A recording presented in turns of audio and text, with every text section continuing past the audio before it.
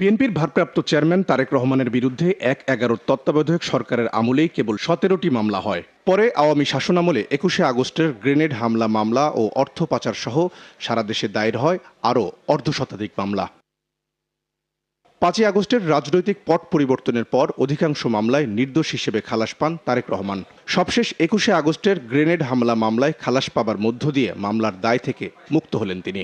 তাই জোরালো হচ্ছে তারেক রহমানের দেশে ফেরার সম্ভাবনা। তাহলে কবে দেশে ফিরছেন বিএনপির এই শীর্ষ নেতা? বিএনপির স্থায়ী কমিটির সদস্য আমির খসরু মাহমুদ বলছেন, বাকি মামলাগুলো নিষ্পত্তি করে নতুন বছরেই তারেক রহমানকে দেশে ফেরাতে চায় বিএনপি।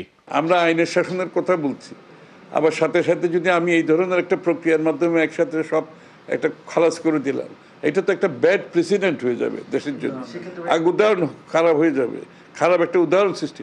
এই জন্য উনি ডিউ প্রসেস অফ লর মাধ্যমে ওনার সব মামলাগুলো খালাস করে দেশে আসবে।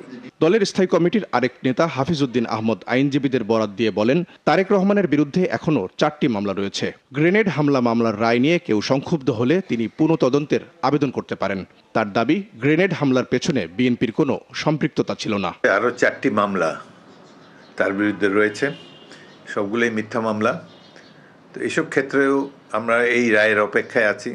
যদি বিচার বিভাগ নিরপেক্ষভাবে গতকালকের মতোই আরেকটি নিরপেক্ষ রায় প্রকাশ করে, তাহলে অতি অল্প সময়ের মধ্যে তিনি দেশে ফিরে আসবেন।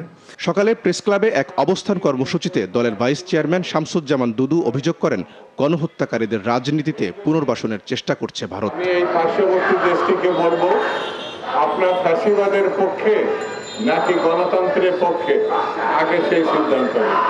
এই দেশের মানুষ কখনো ফ্যাসিবাদকে গ্রহণ করবে না, কারণ তারা ইতিমধ্যে ফ্যাসিবাদের শিকলি শেখ হাসিনাকে এই দেশ থেকে বিদায় করেছে।